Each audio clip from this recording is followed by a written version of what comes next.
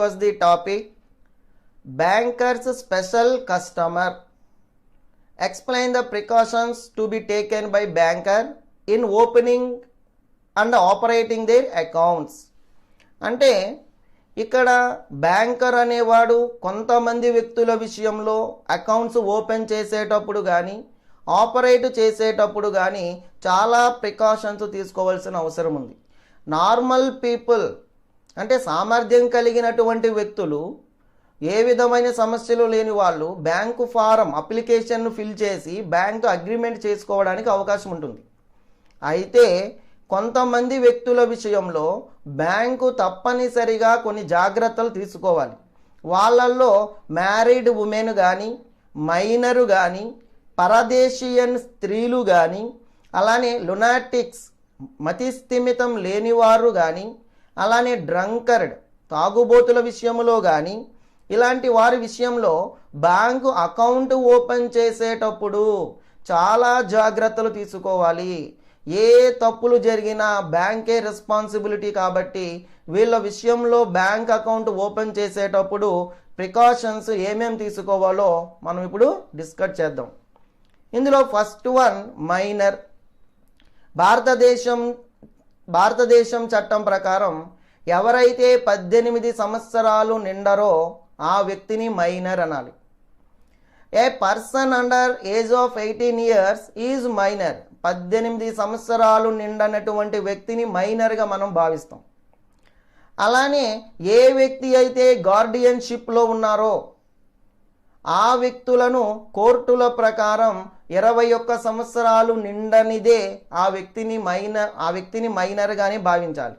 21 సంవత్సరాలు 21 years complete అయితే అతన్ని మేజర్గా భావించాలి. నార్మల్గా అయితే 18 years నిండిన ప్రతి వ్యక్తి మేజర్ అవుతాడు. కానీ గార్డియన్షిప్లో ఉన్న వ్యక్తి అంటే పర్యవేక్షకుని నియంత్రణలో ఉన్న వ్యక్తులను ఆ వ్యక్తులకు 21 సంవత్సరములు కంప్లీట్ అయితేనే అతన్ని మేజర్గా భావించాలి.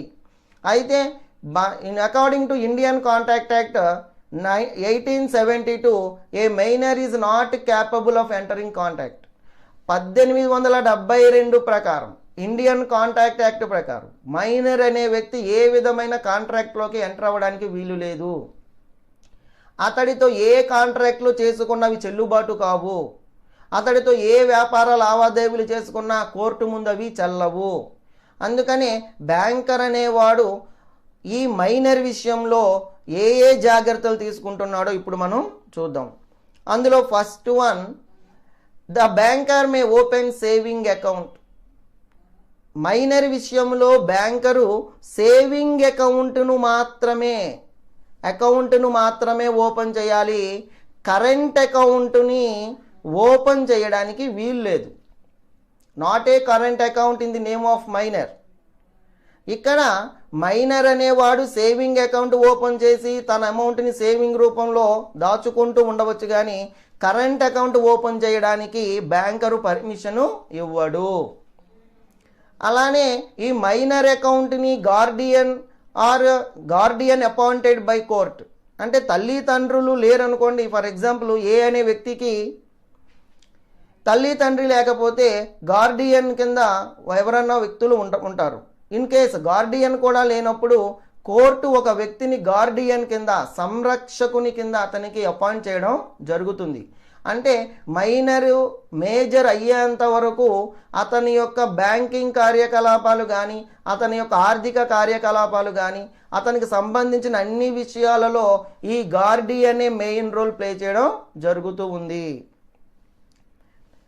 నెక్స్ట్, సాధారణంగా గార్డియన్ కింద ఎవరు ఉంటారు అంటే ఫాదర్ ఉంటాడు. In case father dies, father చనిపోతే ఫాదర్ తరువాత అతని తల్లి అయినటువంటి మదర్, ఆమె నేచురల్ గార్డియన్గా ఉంటుంది.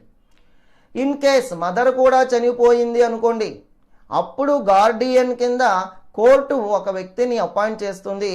అతడు మొత్తం అతనికి సంబంధించిన అన్ని విషయాలను అతడే డీల్ చేయడం జరుగుతుంది. అలానే ఇక్కడ ఏం చేస్తుందంటే Guardian appointed by court will operate account. Bank అకౌంట్ని ఆపరేట్ చేయడానికి కూడా గవర్నమెంట్ తరపున కోర్టు ఏం చేస్తుందంటే ఒక గార్డియన్ని అపాయింట్ చేసి ఆయన ద్వారా బ్యాంకింగ్ ట్రాన్సాక్షన్స్ అన్నిటినీ ఆపరేట్ చేయడానికి పర్మిషన్ ఇస్తుంది. Next, at the time of opening account bank record should genuine date of birth అంటుంది. అంటే ఎవరైతే మైనర్ ఉన్నారో 18 ఇయర్స్ నిండని వ్యక్తి ఉన్నారో ఆ వ్యక్తి బ్యాంకుల అకౌంట్ ఓపెన్ చేసేటప్పుడు తప్పనిసరిగా జెన్యూన్ డేట్ ఆఫ్ బర్త్, అతడి యొక్క డేట్ ఆఫ్ బర్త్ని బ్యాంకులో సబ్మిట్ చేయవలసిన అవసరం ఉంది. అంటే అతడికి ఇది ఎందుకు ఉపయోగపడుతుంది ఈ డేట్ ఆఫ్ బర్త్ అనేది అంటే అతడు ఎప్పటి వరకు మైనర్గా ఉంటాడో తెలుసుకోవడం కోసం ఇది ఉపయోగపడుతుంది. అంటే అతడు ఎప్పుడు మేజర్ అవుతాడో, ఎప్పుడు 18 ఇయర్స్ కంప్లీట్ అవుతాయో బ్యాంకు వారికి తెలియడం కోసం జెన్యూన్ డేట్ ఆఫ్ బర్త్ సర్టిఫికెట్ని అకౌంట్ ఓపెన్ చేసేటప్పుడు గార్డియన్ ఫాదర్ కానీ లేదంటే మదర్ కానీ లేదంటే అపాయింటెడ్ బై కోర్టు ద్వారా ఎన్నుకోబడినటువంటి గార్డియన్ కానీ ఈ జెన్యూన్ డేట్ ఆఫ్ బర్త్ సర్టిఫికెట్ని తప్పనిసరిగా బ్యాంకులకు సబ్మిట్ చేయవలసిన అవసరం ఉంటుంది. Next, minor are allowed to open such accounts. అయితే మైనరు కొన్ని అకౌంట్స్ని ఓపెన్ చేయడానికి పర్మిషన్ ఉంటుంది. When they have completed a particular age, say 14, some banks say 12 years. అంటే ఈ సేవింగ్ అకౌంట్ని ఓపెన్ చేయడానికి మైనర్ అనేవాడు ఓపెన్ చేయాలంటే కొన్ని బ్యాంకులు 14 సంవత్సరాలు నిండితే చాలు అంటాయి, కొన్ని బ్యాంకులు 12 సంవత్సరాల వయసు నిండితే సరిపోతుంది అంటుంది. అంటే మైనర్ అనేవాడు బ్యాంక్ అకౌంట్స్ ఓపెన్ చేసి తన సేవింగ్స్ని కానీ డిపాజిట్లు కానీ చేసుకోవడానికి పర్మిషన్ ఉంటుంది. అయితే కొన్ని బ్యాంకులు కొన్ని రకాల రూల్స్ అండ్ రెగ్యులేషన్స్ని ఫాలో అవుతూ ఉంటాయి. కొన్ని బ్యాంకులు 14 ఏళ్ళు నిండితే చాలు అతడి అకౌంట్ ఓపెన్ చేసుకొని ట్రాన్సాక్షన్ చేసుకోవచ్చు అంటుంది. కొన్ని బ్యాంకులు 12 సంవత్సరాలు నిండినా చాలు అతడి అకౌంట్ ఓపెన్ చేసుకొని ట్రాన్సాక్షన్స్ని చేసుకోవచ్చు అంటాయి. అలాగే bank should prudent to issue cheque book only to minor. అంటే బ్యాంకు కొన్నిసార్లు మైనర్లకు చెక్ బుక్స్ కూడా జారీ చేసే అవకాశం ఉంటుంది. అయితే ఇక్కడ 16 సంవత్సరాలు కానీ 17 సంవత్సరాలు కానీ వయసు నిండిన వాళ్ళకు మాత్రమే ఆ చెక్ బుక్లు ఇవ్వడం జరుగుతూ ఉంటుంది. అంటే మేజర్ కాకుండానే బ్యాంకులు చెక్ బుక్లు ఇష్యూ చేయొచ్చు. అయితే వాటిని జాగ్రత్తగా మళ్ళీ అమౌంట్ పే చేసేటప్పుడు బ్యాంకులు కూడా ప్రికాషన్స్ తీసుకోవాలి. చెక్ బుక్ ఉంది కానీ మైనర్కి తెలియకుండా అతన్ని మోసం చేసి ఎవరైనా ఆ అమౌంట్లు ఏమన్నా రాయించి సిగ్నేచర్ చేయించి కలెక్షన్ కోసం బ్యాంకుకు పంపినప్పుడు బ్యాంకరు తప్పనిసరిగా కొన్ని ప్రికాషన్స్ చూసుకోవాలి. అతడు ఇష్టంగానే రాశాడా, ఎవరైనా ప్రోద్బలంతో రాస్తున్నాడా, ఇలాంటి విషయాలు కూడా బ్యాంకు వారు మైండ్లో పెట్టుకొని ఆ చెక్కులను ఇష్యూ చేస్తూ ఉంటాయి. అలానే అకౌంట్స్ ఫర్ ఇల్లిటరేట్ మైనర్, అంటే చదువురాని వ్యక్తి మైనర్గా ఉన్నప్పుడు అతడు సింగిల్గా అతని పేరు మీద అకౌంట్ని ఓపెన్ చేయకూడదు. ఓన్లీ అతని పేరు మీద అకౌంట్ బ్యాంకు ఓపెన్ చేయదు. ఎందుకంటే అతడికి చదువు లేదు మరియు అతడు మైనర్ కాబట్టి అతడి పేరు మీద అకౌంట్ ఓపెన్ చేస్తే కొన్ని సమస్యలు వస్తూ ఉంటాయి కాబట్టి, ఎందుకంటే అతడు సిగ్నేచర్ అన్నా చేయలేడు కాబట్టి అతడు అమౌంట్ ఆ నగదు ఏ అవసరాలకు వాడుతున్నారో తెలుసుకోలేని స్థితిలో ఉంటాడు కాబట్టి బ్యాంకు వారు కేవలం మైనర్ పేరు మీద, అది ఇల్లిటరేట్ మైనర్ నిరక్షరాస్యుడైన మైనర్ పేరు మీద ఖాతాను ఓపెన్ చేయడానికి బ్యాంకు యాక్సెప్ట్ చెయ్యదు. Since A contact with a minor is avoided and cannot be enforced, minor account should never be allowed to be overdrawn. అంటే ఇక్కడ బ్యాంకులో మైనర్ అనేవాడు అకౌంట్ ఓపెన్ చేసిన తరువాత అలానే account should be never be allowed to be overdrawn, ఆ అకౌంట్లో ఉన్న అమౌంట్ని తీయడానికి కానీ అలానే ఆ అకౌంట్ని రన్ చేయడానికి కానీ మైనర్ అనేవాడికి బ్యాంకు పర్మిషన్ ఇవ్వకపోవచ్చు. అంటే ఇక్కడ ఎవరైనా బలవంతంగా అతని ద్వారా అమౌంట్ డ్రా చేయమని చెప్పినప్పుడు బ్యాంకు వాటిని కంపల్సరీగా కన్సిడర్ చేసి కంప్లీట్గా యాక్షన్ తీసుకోవాల్సిన అవసరం ఉంటుంది. Otherwise not only the amount advance to a minor becomes irrecoverable but also any securities pledged by him must be returned. అంటే బ్యాంకులు ఈ మైనర్ ద్వారా ఏ విధమైన సెక్యూరిటీలను తాకట్టు రూపంలో పెట్టుకొని లోన్స్ ప్రొవైడ్ చేయడానికి వీలు లేదు. అలానే ఇతడు మైనర్ కాబట్టి ఏ విధమైన అగ్రిమెంట్లోకి వెళ్ళకూడదు కాబట్టి ఇతడు ఎవరికైనా సరే గ్యారంటీ ఉంటే ఇతడి మీద ఏ విధమైన యాక్షన్ తీసుకోవడానికి వీలు లేదు. అంటే ఇక్కడ మైనర్ అనేవాడు ఈ సెక్యూరిటీలను ప్లెడ్జ్గా పెట్టి అంటే తాకట్టు పెట్టుకొని బ్యాంక్ లోన్స్ తీసుకున్నప్పుడు అతని అమౌంట్ మొత్తం అతనికి రిటర్న్ చేయడం జరుగుతుంది. అంటే ఇది కోర్టు ముందు కోర్టు యాక్సెప్ట్ చెయ్యదు. వీటిని యాక్సెప్ట్ చేయకపోవడం వలన మైనర్ ఏ కాంట్రాక్ట్లోకి ఎంటర్ కాకూడదు. కాబట్టి మైనర్కు ఇష్టమైతే తప్ప ఇన్ కేస్ ఒక్కోసారి మైనర్ అనేవాడు పార్ట్నర్షిప్లో కూడా ఎంటర్ అవ్వచ్చు. అయితే మైనర్ అనేవాడికి ఒక 20 లక్షల 20 lakhs అసెట్స్ ఉన్నాయి అనుకోండి. అతడు అందులో 5 lakhs రూపీస్తో పార్ట్నర్షిప్లోకి ఎంటర్ అయ్యాడు. అయితే ఇప్పుడు 5 lakhs రూపీస్తో పార్ట్నర్షిప్లోకి ఎంటర్ అయినప్పుడు పార్ట్నర్షిప్ ఫామ్ లాస్ వచ్చిందండి, నష్టం వచ్చింది అనుకోండి. ఇప్పుడు మైనర్ అనేవాడు ఎంతవరకు అయితే షేర్ పెట్టాడో అంతవరకు లైబుల్ చేసే అవకాశం ఉంటుంది. ఒక్కొక్కసారి అతన్ని అసలు పార్ట్నర్ కింద ట్రీట్ చేయకపోవడం వలన అతడు ఏ విధమైన అప్పులకు బాధ్యత వహించవలసిన అవసరం కూడా ఉండదు. Next, in the event of death minor money will be payable to guardian. అంటే మైనర్ అనేవాడు చనిపోతే ఆ మైనర్ పేరు మీద ఉన్న బ్యాంక్ బ్యాలెన్స్ మొత్తం కూడా గార్డియన్కి ట్రాన్స్ఫర్ చేయడం జరుగుతుంది. ఇన్ కేస్ ఆఫ్ గార్డియన్ కూడా చనిపోతే ఆ అమౌంట్ ఎవరికి వెళ్తుంది అన్నది క్వశ్చన్ మార్క్. అయితే ఇక్కడ అకౌంట్ ఓపెన్ చేసేటప్పుడు జాయింట్ అకౌంట్ ఉన్నప్పుడు అయితే గార్డియన్ అండ్ మైనర్ అంటే ఇద్దరిలో ఎవరు ముందు చనిపోతే మిగిలిన వాళ్లకు ఈ అమౌంట్ని ట్రాన్స్ఫర్ చేయడం జరుగుతూ ఉంది. అంటే ఫర్ ఎగ్జాంపుల్ మైనర్ అలానే గార్డియన్ ఉన్నారనుకోండి. మైనర్ కనుక చనిపోయాడు అనుకోండి, ఆ బ్యాంక్ అమౌంట్ మొత్తం కూడా గార్డియన్కి ట్రాన్స్ఫర్ చేయడం జరుగుతూ ఉంది. అలానే గార్డియన్ చనిపోయాడు అనుకోండి, ఎప్పుడైతే మైనర్కి మెజారిటీ వస్తుందో మెజారిటీ వచ్చిన తరువాత బ్యాంకు మొత్తం బ్యాలెన్స్ని ఈ మైనర్కి చెల్లించడం జరుగుతుంది. ఇక్కడ in case of guardian dies before minor attains majority account is a joint account are to be operated by guardians only. అంటే ఇక్కడ ఏమవుతుంది అంటే గార్డియన్ డైస్ బిఫోర్ మైనర్ కంటే గార్డియన్ చనిపోతే అతడికి మెజారిటీ వచ్చేంతవరకు అది జాయింట్ అకౌంట్ అయ్యుండి ఇద్దరి పేరు మీద ఖాతాలు ఓపెన్ చేస్తారండి ఎక్కువ. అందులోనూ ఇల్లిటరేట్ మైనర్ అనుకోండి, అతను ఒక్కడి పేరు మీద అకౌంట్ ఓపెన్ చేయరు కాబట్టి జాయింట్ అకౌంట్ ఓపెన్ చేయడం జరుగుతుంది బ్యాంకు. అంటే ఇద్దరు కూడా ట్రాన్సాక్షన్ మీద సంతకం చేయవలసిన అవసరం ఏర్పడుతుంది. ఇలాంటప్పుడు బ్యాంకులు ఏం చేస్తాయి అంటే మైనర్ అనేవాడికి మెజారిటీ వచ్చిన తర్వాత అంటే మెజారిటీ వైజ్ మేజర్ అయిన తరువాత అతనికి మొత్తం అమౌంట్ను చెల్లించడం జరుగుతుంది. ఇవన్నీ కూడా బ్యాంకు వారు జాగ్రత్తగా ప్రికాషన్స్ తీసుకోవాలి. ఇన్ కేస్ మైనర్ అనేవాడు ఎవరికి కూడా సెక్యూరిటీలను సేల్ చేసినా అవి చెల్లవు, తిరిగి అతనికి ఇచ్చేసేయాలి. అలానే పార్ట్నర్షిప్ వ్యాపారాలు కానీ అలానే ఎవరికైనా మధ్యవర్తిత్వంగా కానీ మైనర్ ఉంటే అటువంటి ఒప్పందాలను కోర్టు ద్వారా చెల్లకుండా రద్దు చేయబడతాయి. నెక్స్ట్ వన్, మ్యారీడ్ ఉమెన్, పెళ్ళి అయిన స్త్రీ. Married women is competent to enter in to contact. Married women కూడా పురుషునిలాగే సమానమైన అధికారాలు ఉండడం వలన ఆమె అన్ని రకాల ఒప్పందాలలోకి ప్రవేశించే అధికారం ఉంటుంది. Banker may open account in name of married women. ఇలాంటి సందర్భాలలో బ్యాంకర్ అనేవాడు వివాహ స్త్రీ పేరు మీద ఖాతా ఓపెన్ చేయడానికి ఏ విధమైన అడ్డంకులు ఉండవు.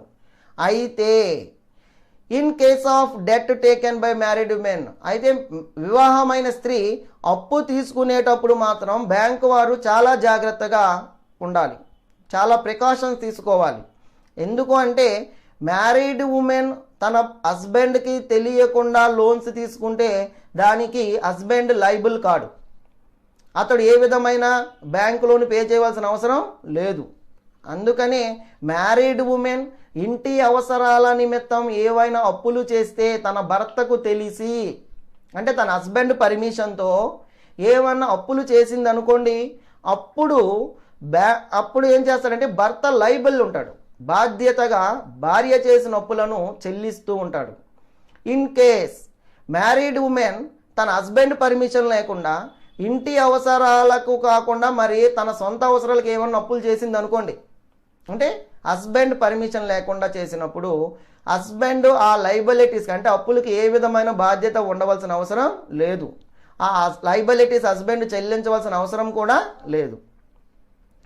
Next, wear the husband has give his consent are authority, అంటే భర్త ఆమెకు అథారిటీ ఇచ్చినప్పుడు, అధికారం ఇచ్చినప్పుడు, అంటే గృహావసరాలకు అయితే నిత్యావసరాలకు కావలసి ఏమన్నా అప్పులు కావలసినప్పుడు భర్త అనుమతితో అప్పులు చేస్తే అప్పులను చెల్లించవలసిన బాధ్యత భర్తకు ఉంటుంది. ఇక్కడ కొన్నిసార్లు భర్త అనుమతి లేకుండా ఇంటి అవసరాలకు కాకుండా ఆమె ఏదన్నా లోన్స్ చేసింది అనుకోండి, అప్పులు చేసింది అనుకోండి, husband shall not be liable for any other debts taken by her wife. అంటే అతని భార్య ఏమన్నా అప్పులు చేస్తే భర్తకు తెలియకుండా దానికి హస్బెండ్ అనేవాడు బాధ్యుడు కాదు. Creditor in that case recovers is debt out of his personal assets of married women. అంటే వివాహ స్త్రీ ఆస్తులు ఏమైనా ఉంటే, అంటే ఆమెకి స్త్రీ ధనముగా కొంత డబ్బు ఏదైనా వచ్చి ఉంటే ఆ డబ్బు నుంచి మాత్రమే బ్యాంక్ వారు ఆ లోన్ని వసూలు చేసుకోవాలి, కానీ భర్తను అడిగే రైట్ వాళ్ళకి ఉండదు.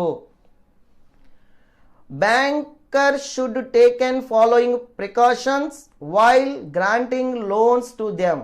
అంటే మ్యారీడ్ ఉమెన్కి బ్యాంకర్ అనేవాడు లోన్స్ ప్రొవైడ్ చేయాలి అంటే కొన్ని ప్రికాషన్స్ తీసుకోవాలి, జాగ్రత్తలు. ఆ జాగ్రత్తలు ఏంటో ఇప్పుడు చూద్దాం. Banker should not lend money to married women simply because her husband had sufficient property. అంటే వివాహమైన స్త్రీకి బ్యాంకర్ అనేవాడు అప్పు ఇవ్వడానికి వీలు లేదు. అంటే అప్పు తీర్చే శక్తి ఆమె భర్తకు ఉందో లేదో చూసుకోవాలి. Because is liable for all debts incurred by her wife. అయితే సరిపోయినంత ఆస్తులు భర్త దగ్గర ఉన్నాయనుకోండి, అప్పుడు ఆ భర్త ఏం చేయాలి అంటే ఆమెకి పర్మిషన్ ఇవ్వచ్చు, ఇంటి అవసరాల నిమిత్తం కానీ, లేదంటే ఆమె ఏదైనా తన పుట్టింటి దగ్గర నుంచి స్త్రీ ధనంగా తెచ్చుకున్న ఆస్తులను వాడుకోవడానికి కానీ, అతడు అప్పు చేయమన్నప్పుడు బ్యాంకు వారు అతని పర్మిషన్తో లోన్స్ ఇచ్చినప్పుడు అతడు కూడా అప్పును చెల్లించవలసిన బాధ్యతను కలిగి ఉంటాడు. Next, if she does not have separate property, ఆమెకి ప్రత్యేకించి ఆస్తులు ఏమీ లేవనుకోండి, అలాంటప్పుడు బ్యాంకులు అప్పులు ఇవ్వడానికి ముందుకు రావు.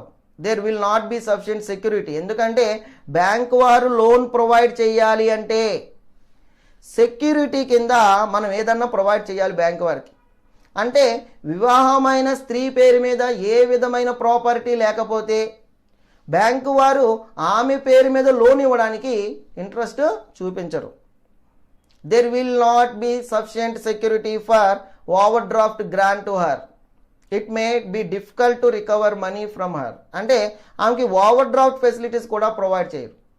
కారణం ఏంటంటే అప్పు ఇచ్చిన తర్వాత మళ్ళీ దాన్ని రికవరీ చేసుకోవడంలో బ్యాంకు వాళ్ళకి చాలా డిఫికల్టీస్ ఉంటాయి, సమస్యలు ఎదురవుతూ ఉంటాయి.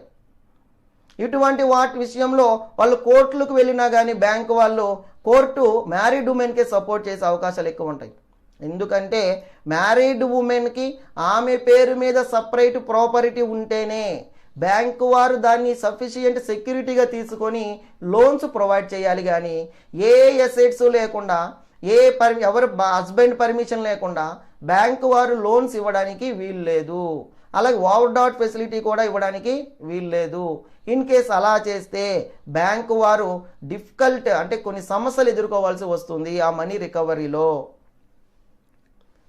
Next, if she has separate property, ఆమెకి ప్రత్యేకమైన ఆస్తి ఉంది, ఆమె వివాహం అయిన తరువాత పుట్టింటి వారి దగ్గర నుంచి ఆమె స్త్రీ ధనం కింద కొంత డబ్బు కొంత ఇలా స్థలమో పొలమో తెచ్చుకుంది అనుకోండి, బంగారం ఏదైనా, వాటిని బ్యాంకులో మార్టిగేజ్ చేసి ఆమె అప్పు పొందే అవకాశం ఎక్కువగా ఉంటుంది. If she has separate property, banker must find the nature of the right to that property. ఆమెకున్న ఆస్తికున్న స్వభావం ఏమిటి అంటే ఇక్కడ మనం స్త్రీ ధనం కింద కొంత అమౌంట్ వచ్చినప్పుడు లేదా ఇల్లు పొలమో బంగారం వచ్చినప్పుడు దానికి నేచర్ వేరుగా ఉంటుందండి.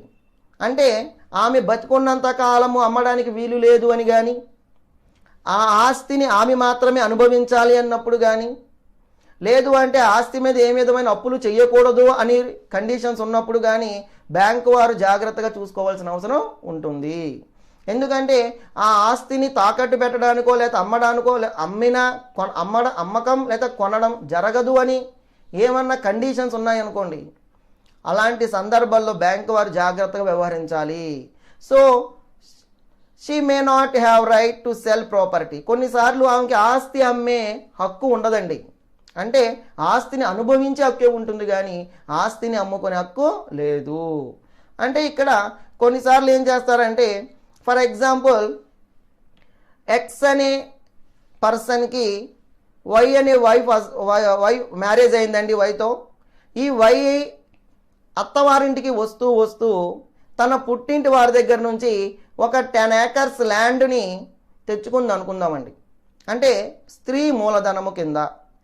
అయితే ఈమెకి 10 acres ల్యాండ్ స్త్రీ మూలధనం కింద వచ్చేటప్పుడు ఆ 10 acres ల్యాండ్ మీద కొన్ని కండిషన్స్ ఉన్నాయి అనుకోండి.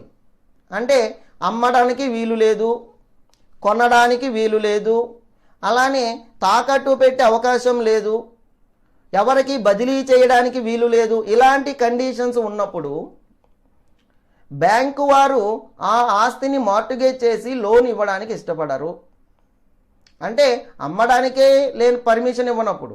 అంటే కొన్నిసార్లు ఏం చేస్తారంటే వాళ్ళ బిడ్డ యొక్క భవిష్యత్తును దృష్టిలో పెట్టుకొని, అంటే ఆమె జీవితాంతం ఎవరి మీద ఆధారపడకుండా ఉండడం కోసం, ఆమె బతికినంతకాలం ఎవరి దగ్గర చేయి చాచకుండా ఉండడం కోసం వాళ్ళు ఏం చేస్తారంటే ఆ 10 ఎకరాల 10 acres ల్యాండ్ మీద వచ్చిన ఇన్కమ్ అంతా, ఎంత ఇన్కమ్ వస్తే అంత ఇన్కమ్ని ఎంజాయ్ చేసే రైట్స్ ఇచ్చినప్పుడు ఆ ఆస్తిని అమ్మడానికి వీలు లేదు. అది అమ్మిన కోర్టు ప్రకారం చెల్లదు. ఈ జాగ్రత్తలు బ్యాంకరు మైండ్లో పెట్టుకొని లోన్స్ ప్రొవైడ్ చేసుకోవాలి. Next, if A married women applies for loan, పెళ్ళైన స్త్రీ వివాహిత బ్యాంకులో అప్పు కోసం అప్లై చేసింది అనుకోండి, బ్యాంకరు కంపల్సరిగా ఎగ్జామిన్ చేయాలి. ఎవరన్నా ఇన్ఫ్లుయెన్స్ చేస్తున్నారా, ప్రలోభాలకు లొంగి అప్పు చేస్తున్నారా, భర్త కానీ లేదంటే అత్తింటి వారు కానీ లేదంటే ఆమె తోబుట్టువులు కానీ ఎవరైనా సరే ఆమెను బలవంతంగా లోన్ అప్లై చేయడానికి ప్రేరేపిస్తున్నారా అని కంపల్సరిగా బ్యాంకరు తెలుసుకోవాల్సిన అవసరం ఎంతైనా ఉంది. If a married woman applies for a loan, banker must examine whether there is any undue influence. అంటే ఎవరి ప్రభావమైనా ఉంటుందా, అంటే ఎక్స్పెషలీ హస్బెండ్ మీద ఎక్కువ అనుమానం ఉంటుంది. ఎందుకంటే అతడి పుట్టింటి వారి ఆస్తిని అమ్మేయమని కానీ, దాన్ని బ్యాంకులో తాకట్టు పెట్టే సప్పులు తెమ్మని కానీ, ఆమె తెచ్చిన బంగారాన్ని అమ్మేయడానికి కానీ, ఇలాంటివన్నీ భర్త ప్రోద్బలంతోనే జరుగుతూ ఉంటాయి అని బ్యాంకు వారు ఏం చేస్తారంటే ఆమె హస్బెండ్ ఏమన్నా ఇన్ఫ్లుయెన్స్ చేస్తున్నాడా ఆమెను అని ఎంక్వైరీ చేసుకోవాలి, ఎగ్జామిన్ చేయాలి. అందుకని బ్యాంకు వారు అప్పు ఇచ్చేటప్పుడు అప్పు గురించి కంప్లీట్ డీటెయిల్స్ అన్నీ తెలుసుకొని ఇవ్వడానికి చాలా రీజన్స్ అన్నీ అడుగుతారు. అవన్నీ బ్యాంకు వారు సాటిస్ఫై అయితేనే లోన్స్ ప్రొవైడ్ చేయడం జరుగుతుంది.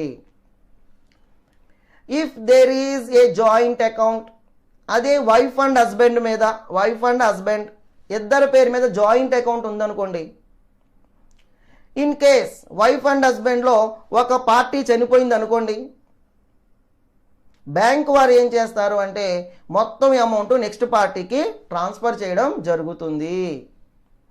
అంటే వైఫ్ హస్బెండ్ ఇద్దరు ఉన్నారు, ఇద్దరు జాయింట్గా అకౌంట్ చేశారు, కొంతకాలం తర్వాత వైఫ్ ఎక్స్పైర్ అయిపోయింది అనుకోండి, రిమైనింగ్ పార్టీకి బ్యాంక్ వారు మొత్తం పవర్స్ను ఇవ్వడం జరుగుతుంది. If there is a joint account in the name of husband and wife, husband and wife భార్యాభర్తల పేరు మీద జాయింట్ అకౌంట్ ఉంటే, in event of death of one party, అందులో ఇద్దరిలో ఒక పార్టీ చనిపోయింది అనుకోండి, balance should vast in survivor, bankers position will be safe.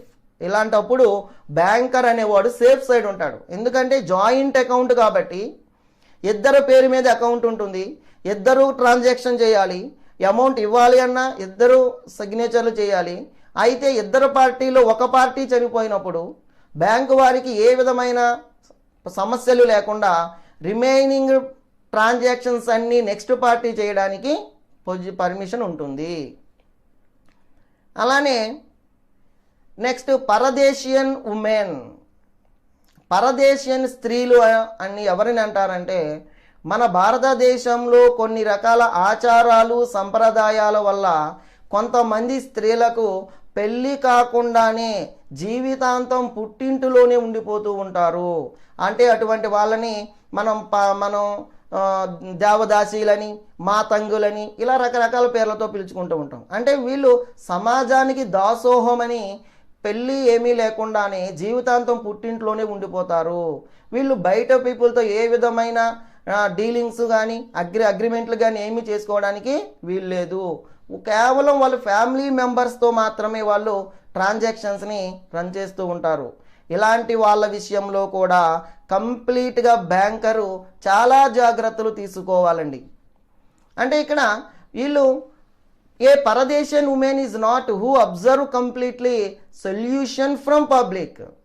అంటే ప్రజల నుంచి కంప్లీట్గా దూరంగా ఉంటూ కేవలం కుటుంబ సభ్యులతోనే మాట్లాడుకుంటూ, అంటే ఒక ఫ్యామిలీ మెంబర్స్ మ్యారేజ్ కాకుండా వాళ్ళ పుట్టింట్లోనే ఉండిపోయిన స్త్రీలను పరదేశియన్ స్త్రీలు అంటారండి. అంటే మన దేశంలో ఆచారాలు సంప్రదాయాలు ఇవన్నిటిని కారణంగా చూపించి వాళ్ళని అట్లా మారుస్తూ ఉంటారు. వీళ్ళ విషయంలో బ్యాంకర్ ఏ జాగ్రత్తలు తీసుకోవాలి? Any contract entered into by her might have been subject to undue influence. ఏ కాంట్రాక్ట్ అయినా చేసుకోవచ్చు, అయితే ఆ కాంట్రాక్ట్ వెనక ఎవరి ప్రోద్బలం ఉండకూడదు, ఎవరు బలవంతంగా అగ్రిమెంట్ చేసుకోమని వాళ్ళని ఫోర్స్ చేయకూడదు. అలా చేస్తే అవి చెల్లవు. There might not have been made with her free will and with full understanding of what contract actually means. అంటే ఆమెకి పూర్తి స్వేచ్ఛ స్వతంత్రాలు ఉండడం వలన ఆమె ఏ పని చేస్తుంది, ఎవరితో అగ్రిమెంట్లు చేసుకుంటుంది, ఏ కాంట్రాక్ట్లు ఎంటర్ అవుతుంది, ఇవన్నీ కంప్లీట్గా ఆమె ఇష్టానికి వదిలేయడం జరుగుతుంది. Next precautions. పరదేశియన్ ఉమెన్ బ్యాంకుల అకౌంట్ ఓపెన్ చేయాలి అంటే బ్యాంకరు చాలా జాగ్రత్తగా ఉండాలండి. అందులో the signature of pardanashin women on account opening form duly attested by a responsible person known to the banker.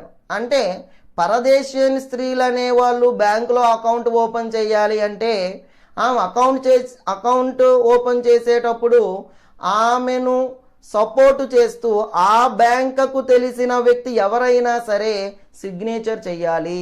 ఆమెను బ్యాంకుకు పరిచయం చేస్తూ, అంటే బ్యాంకుకు పరిచయం చేస్తూ ఆ బ్యాంకులో అకౌంట్ ఉన్న ఏ వ్యక్తి అయినా సరే ఆమెని పరిచయం చేయడానికి అవకాశం ఉంటుంది.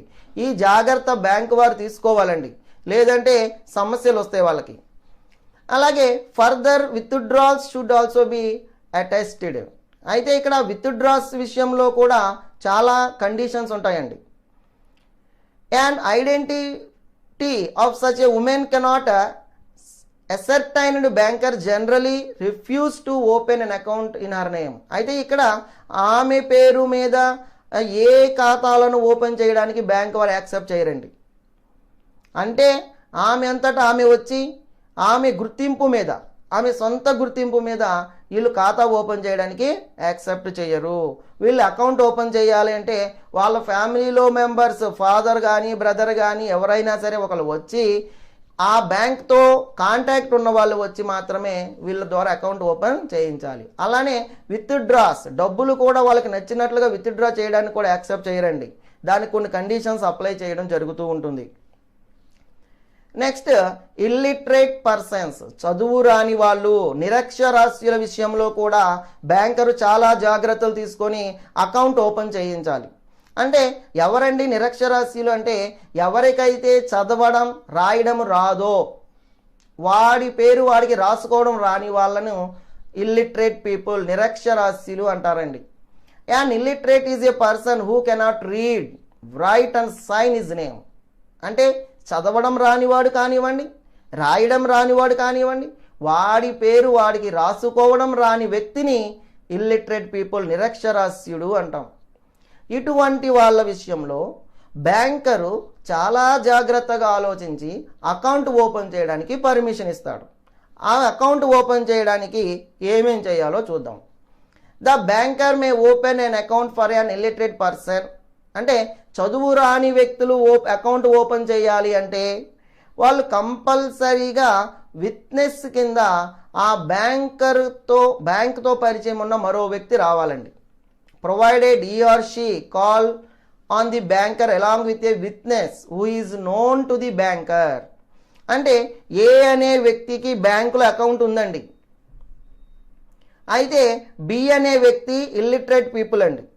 అయితే ఈ బి అనే వ్యక్తి బ్యాంకులో అకౌంట్ ఓపెన్ చేయాలి అంటే ఏ అనే వ్యక్తి సిగ్నేచర్ చేయాలి బి అనే ఇల్లిటరేట్ పీపుల్ ఫామ్ మీద, ఇతడు అప్లికేషన్ మీద ఇతడు సిగ్నేచర్ చేయాలి. సాధారణంగా ఎవరైనా అంతే అండి, ఏ బ్యాంక్ అకౌంట్ ఓపెన్ చేసినా బ్యాంకులో అకౌంట్ ఓపెన్ చేసేటప్పుడు ఆ బ్యాంకుతో లేదా బ్యాంకులో అకౌంట్ ఉన్న వ్యక్తి కంపల్సరీగా సైన్ చేయాలి. అప్పుడు మాత్రమే బ్యాంకు వారు అకౌంట్ ఓపెన్ చేయడానికి ఇష్టపడతారు. The person will have submit 3 photographs. ఎవరైతే ఇల్లిటరేట్ పీపుల్ ఉన్నారో 3 పాస్పోర్ట్ సైజ్ ఫోటోలు బ్యాంకుకి సబ్మిట్ చేయాలండి. ఈ 3 ఫోటోలు ఏం చేస్తారంటే ఒకటేమో అప్లికేషన్ మీద అటాచ్ చేస్తారండి, ఒకటేమో పాస్బుక్ మీద అటాచ్ చేస్తారండి, ఒకటేమో ఐడెంటిఫికేషన్ కార్డు ఒకటి ఉంటుందండి, ఆ కార్డు మీద అటాచ్ చేస్తారండి. ఈ 3 పాస్పోర్ట్ సైజ్ ఫోటోలు ఒకేలా ఉంటే మంచిదండి, బ్యాంకు వారికి ఏ విధమైన ఇబ్బందులు ఉండదు. అంటే ఇప్పుడు తర్వాత ఈ ఫోటోల్ని ఏం చేస్తారంటే ఒక దాన్ని స్కాన్ చేసి మన అకౌంట్కి దాన్ని అనుసంధానం చేయడం జరుగుతూ ఉంటుంది. అంటే ఇక్కడ ఇల్లిటరేట్ పీపుల్ బ్యాంక్ వెళ్ళిపోయి ఏ ఫామ్ రాసేసి అమౌంట్ తీసుకోవడం జరగదు కదండి. బ్యాంక్ వాళ్ళకి ఐడెంటిఫికేషన్ కోసం ఆ ఫోటోని వెరిఫై చేసుకోవడం జరుగుతుందండి. ఎందుకంటే ఇతడు సంతకం చేయడు, ఓన్లీ థంబ్ ఇంప్రెషన్ వేస్తాడు కాబట్టి ఈ ఫోటో ద్వారా ఐడెంటిఫై చేయడం జరుగుతూ ఉంటుంది. అది బ్యాంకు వాళ్ళకి సులభంగా అర్థం కావడం కోసం అలా ఫాలో అవుతారు. The left thumb impression in case of male illiterate and right thumb impression in case of female.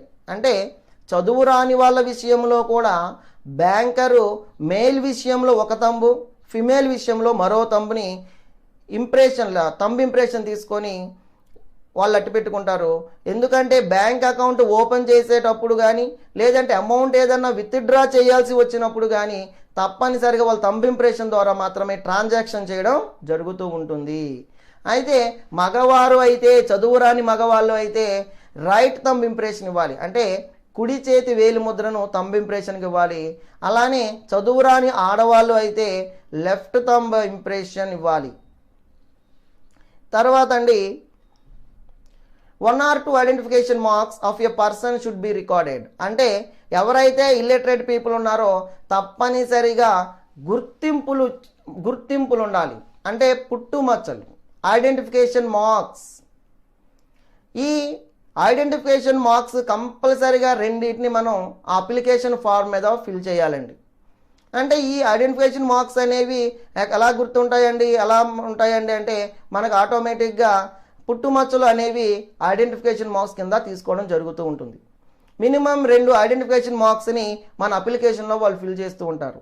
ఇవి ఎందుకు చేస్తారు అంటే భవిష్యత్తులో ఏదన్నా సమస్యలు వచ్చినప్పుడు నువ్వా కాదని తెలియడం కోసం ఈ ఐడెంటిఫికేషన్ మార్క్స్ని ఉపయోగించుకొని వాళ్ళు ట్రీట్మెంట్ ఇవ్వడం జరుగుతూ ఉంటుంది. అలానే the passbook given to a person should also contain attested photograph. అంటే లిటరేట్ పీపుల్ అయినా ఇల్లిటరేట్ పీపుల్కి అయినా సరే బ్యాంకు వారు పాస్బుక్ ఇవ్వడం జరుగుతుందండి. అయితే ఈ పాస్బుక్లో దానిపైన మన ఫోటోగ్రాఫ్ ఉండి ఆ ఫోటోగ్రాఫ్ మీద ఆ బ్యాంకు యొక్క సింబల్ని, కామన్ సీల్ని స్టాంపు వేయడం జరుగుతూ ఉంటుంది. ఇవి తీసుకెళ్ళినప్పుడు మన అకౌంట్లో ఎంత అమౌంట్ డ్రా చేసాము ఇవన్నీ మనకి ప్రింట్అవుట్ ద్వారా మన ఇన్ఫర్మేషన్ మనం తీసుకోవచ్చు. పాస్బుక్లో ఎప్పుడెప్పుడు అమౌంట్ మనం డిపాజిట్ చేసామో డేట్ వైజ్గా వేసి ఉంటుందండి. అలాగే మనం ఎప్పుడు విత్డ్రా చేసామో కూడా డేట్ వైజ్గా క్లియర్గా దాంట్లో కనిపిస్తూ ఉంటుంది. ఇవన్నీ కూడా బ్యాంకర్ జాగ్రత్తగా ఆలోచించుకొని ఆ మైనర్ విషయంలో కానీ, లేకపోతే లిటరేట్ పీపుల్ అయినా కానీ, మ్యారీడ్ ఉమెన్ అయినా కానీ, లేదంటే ఈ మైనర్ విషయం అందరి విషయంలో కూడా చాలా జాగ్రత్తగా ఉంటారు. Next, at the time of withdrawal, మనం ఇందాక చెప్పుకున్నాం, డబ్బులు తీసేటప్పుడు తప్పనిసరిగా ఇల్లిటరేట్ పీపుల్ పర్సనల్గా బ్యాంకుకి వెళ్ళాల్సిందేనండి పాస్బుక్ తీసుకొని. రిమైనింగ్ పీపుల్ అనుకోండి, వాళ్ళకి సిగ్నేచర్ చేయడం వచ్చు అనుకోండి, బ్యాంక్ దగ్గర నుంచి ఒక డ్రాఫ్ట్ తెచ్చుకుంటారు, దాని మీద ఫుల్ డీటెయిల్స్ అన్ని కంప్లీట్ చేసేసి వెనకాతలో వాళ్ళు సిగ్నేచర్ చేస్తే అది ఎవరెళ్ళి బ్యాంకుకి సబ్మిట్ చేసినా బ్యాంకు వారి సిగ్నేచర్ని వెరిఫై చేసుకొని అమౌంట్ పే చేయడం జరుగుతూ ఉంటుంది. కానీ వీళ్ళకి చదువు రాదు కదండి, మరి వీళ్ళని ఎట్లా ఐడెంటిఫై చేయాలి అంటే, వీళ్ళు బ్యాంకుకి వెళ్ళిన తర్వాత అక్కడ బ్యాంక్ ఆఫీసర్స్ ఏం చేస్తారు అంటే, వాళ్ళు బ్యాంకు వాళ్ళ దగ్గర నుంచి ఈ పర్సన్ దగ్గర నుంచి పాస్బుక్ తీసుకొని అతందా కాదా వెరిఫై చేసుకున్న తర్వాత అతడు తర్వాత డబ్బులు ఇవ్వాలి అంటే కంపల్సరీగా వాళ్ళ థంబ్ ఇంప్రెషన్ తీసుకుంటారు. అంటే బ్యాంక్ అకౌంట్తో వీళ్ళు థంబ్ ఇంప్రెషన్ని లింక్ చేయడం జరుగుతుందండి. లింక్ చేసినప్పుడు ఆటోమేటిక్గా థంబ్ ఇంప్రెషన్ తీసుకోగానే ఆ బ్యాంకు వాళ్ళకి వాళ్ళ స్క్రీన్ మీద వాళ్ళ పేరు, ఫోటో డీటెయిల్స్ అన్నీ వచ్చేస్తాయి. అందుకనే తప్పనిసరిగా డబ్బులు తీయాలి అంటే ఇల్లిటరేట్ పీపుల్ పర్సనల్గా అటెండ్ అవ్వాల్సిందే, పాస్బుక్ తీసుకొని అటెండ్ అవ్వాలి. అదే లిటరేట్ పీపుల్ అనుకోండి, చదువు ఉన్న వాళ్ళు అనుకోండి, పాస్బుక్ తీసుకెళ్ళి అవసరంలా, వాళ్ళకి బ్యాంక్ అకౌంట్ నెంబర్ గుర్తుంటే చాలు, వాళ్ళ డ్రాఫ్ట్ మీద బ్యాంక్ అకౌంట్ నెంబర్ రాసేసి డబ్బులు వేయాలన్నా తీయాలన్నా ఈజీగా జరిగిపోతుంది. కానీ వీళ్ళకి చదువు రాదు కాబట్టి వీళ్ళకి ఎవరు మోసం చేయకుండా ఉండడం కోసం బ్యాంకు వారు ఏం చేస్తారంటే ఈ ఫెసిలిటీస్ని ప్రొవైడ్ చేయడం జరిగింది. నెక్స్ట్, లునాటిక్స్ అంటే మతిస్థిమితం లేని వాళ్ళండి. వీళ్ళతో కూడా కాంటాక్ట్ చేసుకోవడానికి వీలు లేదండి. One of the essential of avoid contact is the parties to A contact should be of the sound mind. ఇద్దరు కూడా మానసికంగా ఏ విధమైన సమస్యలు లేకుండా ఉంటే వాళ్ళిద్దరూ అగ్రిమెంట్ చేసుకోవచ్చు, అగ్రిమెంట్ రూల్స్ అండ్ రెగ్యులేషన్స్ ప్రకారం ఫాలో అయిపోవచ్చు, ఎవరికి ఇబ్బంది ఉండదు. అయితే కొంతమంది పర్సన్స్ని అన్సౌండ్ మైండ్ ఉంటుందండి, ఒక్కోసారి ఒక్కోలా బిహేవ్ చేస్తూ ఉంటారు. అంటే వాళ్ళు మానసికంగా పిచ్చి వాళ్ళు అన్నమాట. కాసేపు బాగానే ఉంటారు, కాసేపు మైండ్ డిస్టర్బ్ అవగానే పిచ్చి వల్ల బిహేవ్ చేస్తూ ఉంటారు. అటువంటి వాళ్ళతో కాంట్రాక్ట్ చేసుకోవడం వలన చాలా సమస్యలు ఉంటాయి. ఇటువంటి వాళ్ళు బ్యాంకులో అకౌంట్ ఓపెన్ చేయడానికి కూడా బ్యాంకు వారు చాలా జాగ్రత్తలు తీసుకోవాల్సిన అవసరం ఎంతైనా ఉంటుంది. A case may arise where a customer may become a person of unsound mind. అయితే బ్యాంకర్ అనేవాడు కస్టమర్ విషయంలో జాగ్రత్తగా ఉండాలి అని చెప్పుకున్నామండి మనం. అంటే ఇక్కడ అన్సౌండ్ మైండ్ ఉన్న వ్యక్తితో ఎలా ఉండాలో చాలా జాగ్రత్తగా ఉండాలి. అతడు ఏ చెక్కులను ఇష్యూ చేసినా ఆ చెక్కులను ఆనర్ చేయడానికి వీలు లేదు. ఎందుకంటే అతడు అన్సౌండ్ మైండ్ ఉన్న వ్యక్తి చెక్కులను ఇష్యూ చేయగానే బ్యాంకు వారు శాంక్షన్ చేశారనుకోండి, బ్యాంకు లైబుల్ అవుతుంది. తర్వాత కోర్టు దృష్టిలో బ్యాంకు వారే థర్డ్ పార్టీకి లైబుల్గా ఉండాలి. అందుకని ఈ బ్యాంకర్ అనేవాడు తప్పనిసరిగా ఏ చెక్కులైతే కలెక్షన్ కోసం బ్యాంకుకి వచ్చినాయో ఆ లునాటిక్స్, ఆ మతిస్థిమితం లేని వ్యక్తి పేరు మీద ఏమొచ్చినాయో ఆ వ్యక్తి చెక్కులను ఆనర్ చేయడానికి ముందు 1-2 సార్లు జాగ్రత్తగా వెరిఫై చేసుకొని అతని యొక్క పొజిషన్ ఏంటో తెలుసుకొని అతని పొజిషన్ తెలుసుకున్న తర్వాత మాత్రమే ఆ చెక్కులను ఆనర్ చేయడానికి అవకాశం ఉంటుంది.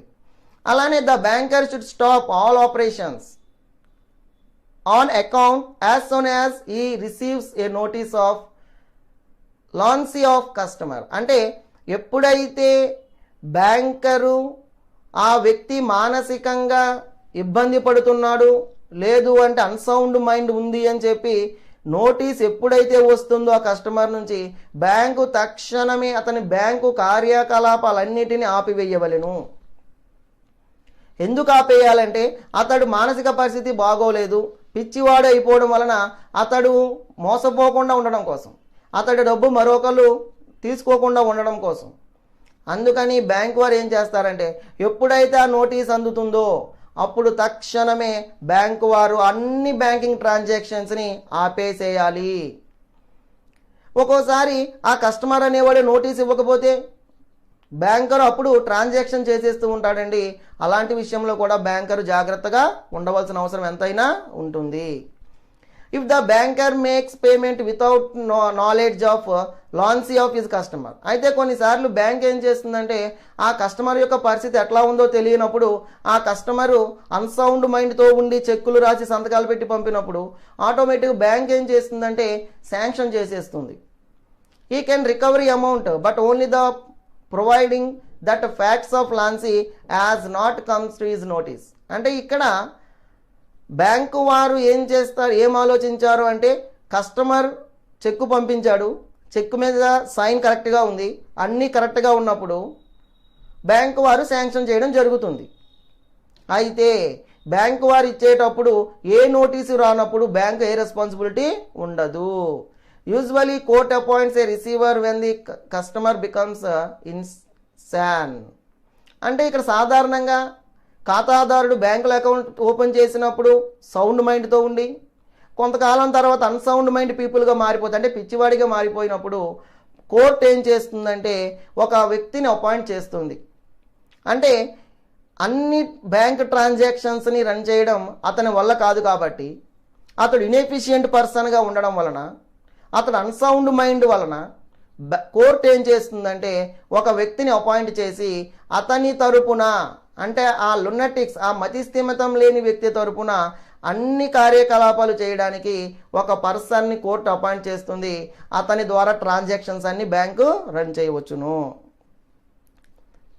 The bank can safely deal with that receiver and can honour checks draw by him. అయితే బ్యాంక్ అనేది సేఫ్ డీల్ చేయడం కోసం, అంటే అది దాని భద్రత చూసుకున్నప్పుడు ఇక్కడ అన్సౌండ్ పర్సన్ ఏ చెక్కులైతే ఇచ్చేశాడో ఆ చెక్కుల్ని బ్యాంకు ఆనర్ చేసేవచ్చును. ఇటువంటి విషయంలో బ్యాంకు ఏ విధమైన ఇబ్బంది పడవలసిన అవసరం లేదు.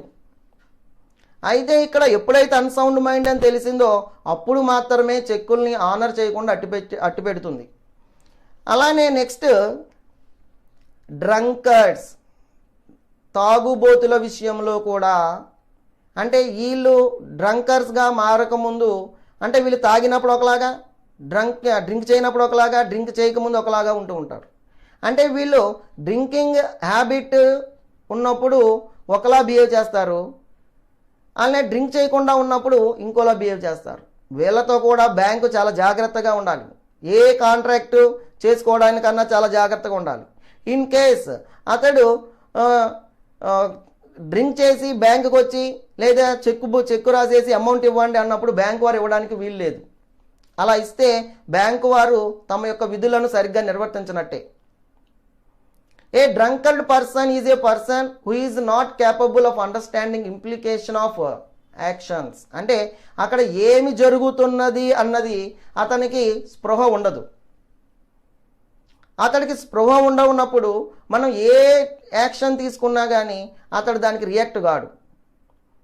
అంటే a contact with such a person is not enforceable.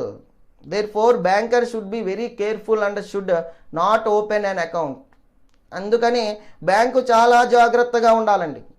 Account open చేయడం అంటే అతడు వచ్చాడు కదా, అకౌంట్ ఓపెన్ చేసేసి అతడు తాగి వచ్చినప్పుడల్లా చెక్ బుక్ మీద సంతకం పెట్టగానే అమౌంట్ ఇచ్చేయడం అలాంటివి చేయకూడదు. ఈ అకౌంట్ కూడా మేనేజ్ చేసేటప్పుడు బ్యాంకు చాలా జాగ్రత్తలు తీసుకోవాలండి. అవేంటో చూద్దాం ఇప్పుడు.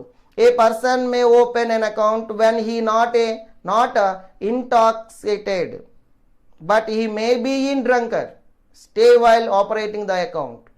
అంటే అతడు నార్మల్గా డ్రంకడే అయినప్పటికీ బ్యాంక్ అకౌంట్ ఓపెన్ చేయడానికి వచ్చినప్పుడు అతడు ఏ విధమైన మత్తు పదార్థాలు కానీ డ్రగ్స్ కానీ తీసుకోకుండా బ్యాంకుకు వస్తే బ్యాంకు వారు అకౌంట్ ఓపెన్ చేయొచ్చు, వాళ్ళకి ఏమైనా ప్రాబ్లం ఉండదు. ఎందుకని అంటే ఎవరైతే వచ్చాడో ఏ అనే పర్సన్ బ్యాంకుకు వచ్చి అకౌంట్ ఓపెన్ చేసేటప్పుడు అతడు నార్మల్గా ఉంటే, అంటే మిస్బిహేవ్ చేయకుండా కానీ లేదంటే ఏ విధమైన డ్రగ్స్కి ఎడిక్ట్ కాకుండా కానీ నార్మల్గా ఉన్నప్పుడు బ్యాంకు వారు సేఫ్గా ఏ ప్రాబ్లము లేకుండా అకౌంట్ని ఓపెన్ చేయవచ్చు, దాన్ని అతడు ఆపరేట్ చేసుకోవచ్చు. ఇటువంటి పరిస్థితులలో అటు కస్టమర్కి బ్యాంకర్కి మధ్య ఏ విధమైన డిస్ప్యూట్స్ రావండి.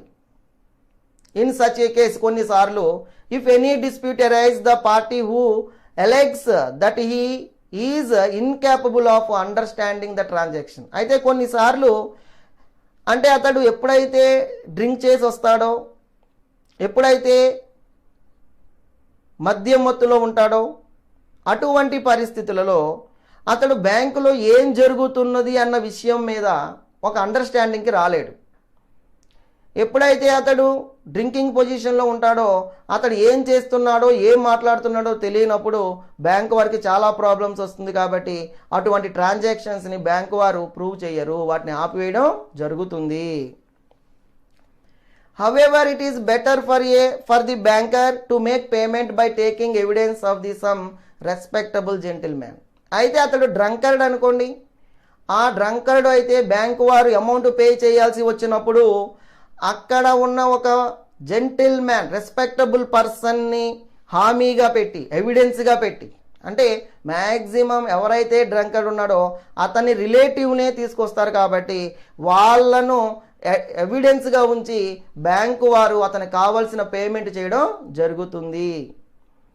అయితే అతడు మళ్ళీ నార్మల్గా అయిన తర్వాత మళ్ళీ నేను అమౌంట్ తీసుకోలేదని కానీ, నాకు బ్యాంకు వారు మోసం చేశారని కానీ, లేదు అంటే కోర్టుకు వెళ్ళే అవకాశాలు ఉంటాయి. కాబట్టి బ్యాంకు వారు తగిన జాగ్రత్తలు తీసుకొని ఎవిడెన్స్ కింద సాక్ష్యంగా ఒక వ్యక్తిని మధ్యలో పెట్టి, ఆ వ్యక్తిని సాక్ష్యంగా అతని సిగ్నేచర్ అయి తీసుకొని, అతని పేరు, సిగ్నేచర్, ఐడెంటిఫికేషన్ మార్క్స్ కానీ ఏదైనా ఒక ఐడెంటిఫికేషన్ కార్డు కానీ తీసుకొని అతని ద్వారా ట్రాన్సాక్షన్ని చేయడం వలన బ్యాంకు వారు సేఫ్ సైడ్లో ఉంటారు. నెక్స్ట్, ఇన్సాల్వెంట్స్, దివాలా తీసిన వాళ్ళ విషయంలో కూడా బ్యాంక్ అకౌంట్ ఓపెన్ చేయాలంటే చాలా జాగ్రత్తలు తీసుకోవాలండి.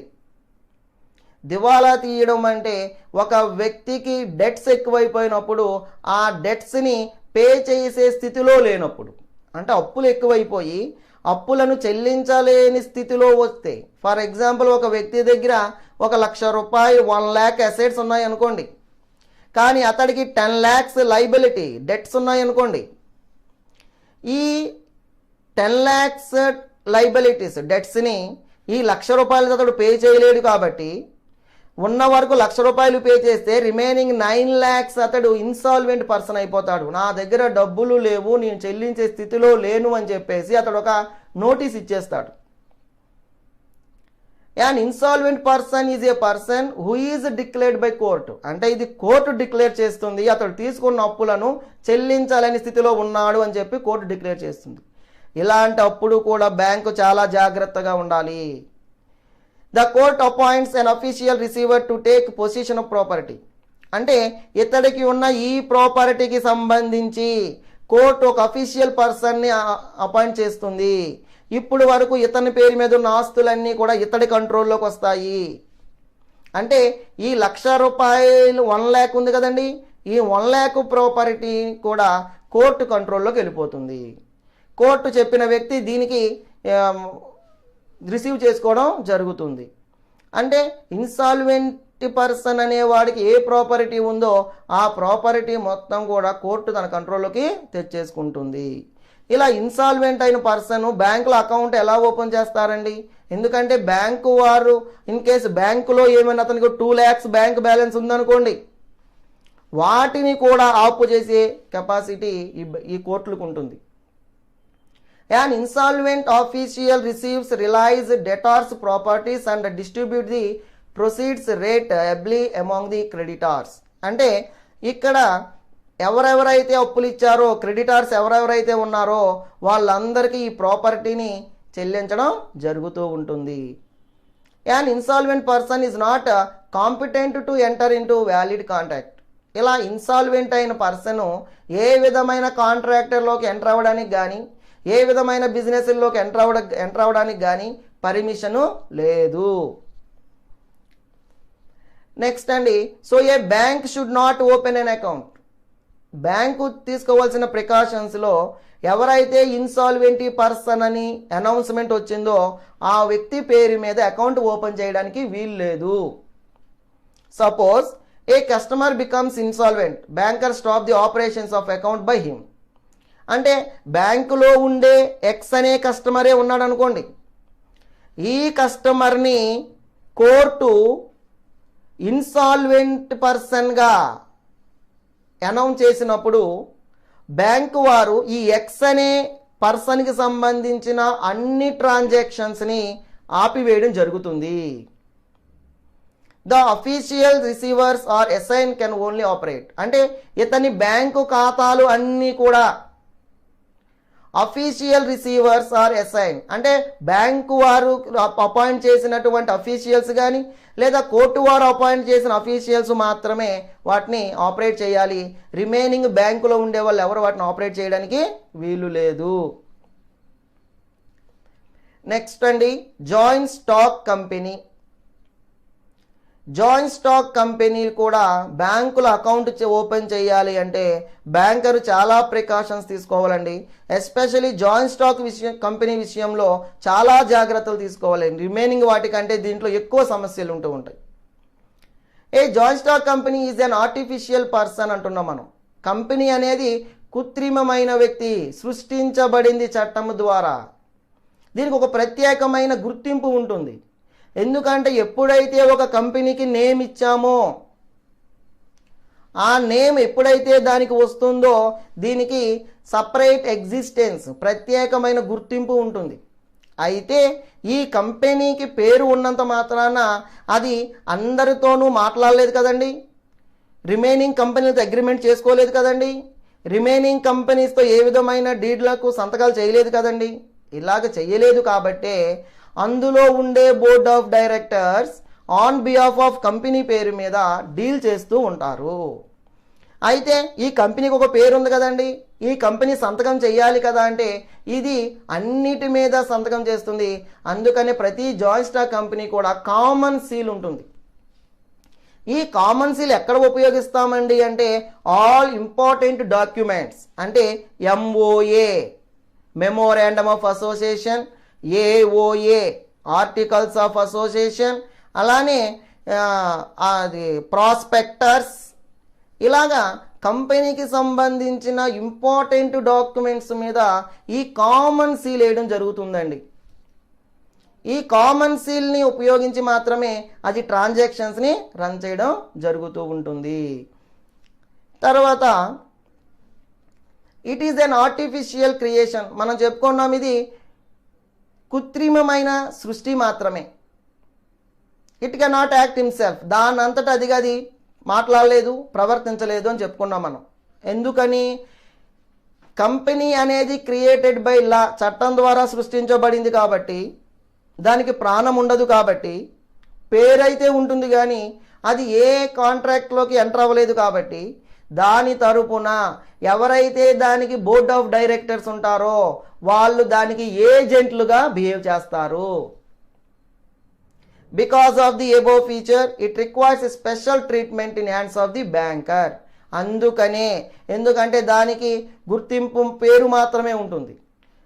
రిమైనింగ్ పనులన్నీ ఎవరు చేస్తారండి? Board of directors. ఇలా బోర్డ్ ఆఫ్ డైరెక్టర్స్ చేస్తారు కాబట్టి దానికి స్పెషల్ ట్రీట్మెంట్ ద్వారా అకౌంట్ ఓపెన్ చేయడానికి కానీ, అకౌంటింగ్ ట్రాన్సాక్షన్ చేయడానికి కానీ, అంటే బ్యాంకింగ్ ట్రాన్సాక్షన్స్ అన్నీ చేయడానికి బ్యాంకర్ అనేవాడు స్పెషల్ ట్రీట్మెంట్ చేస్తాడు. దీనికి అవి ఏంటో ఇప్పుడు తెలుసుకుందాం.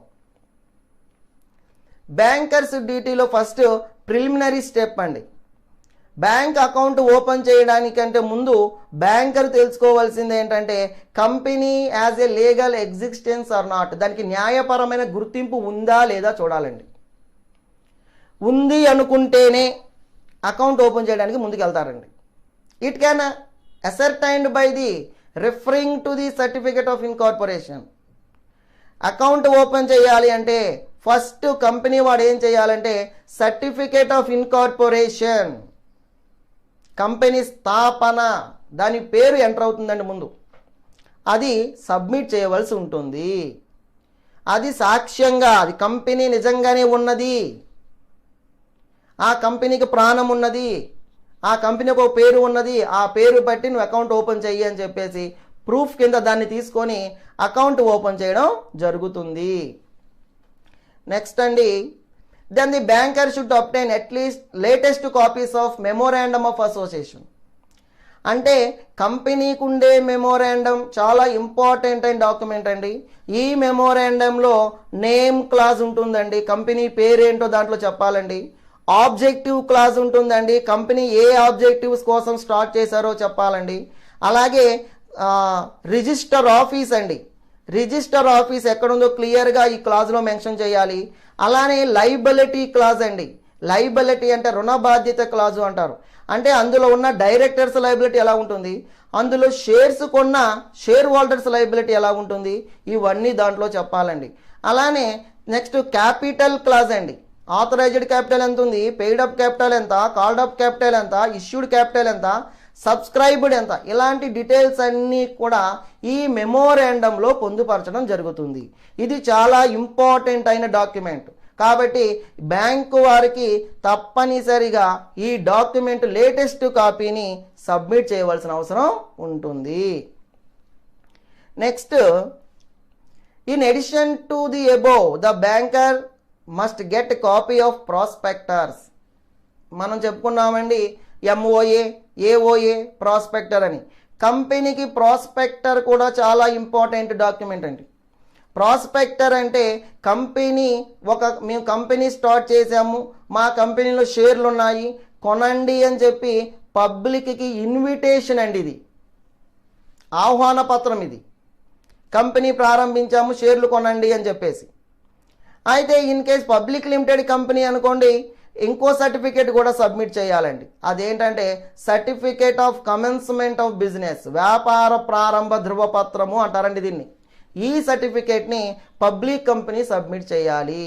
ప్రైవేట్ కంపెనీ ఎప్పుడైతే సర్టిఫికేట్ ఆఫ్ ఇన్కార్పొరేషన్ సబ్మిట్ చేస్తుందో సరిపోతుందండి.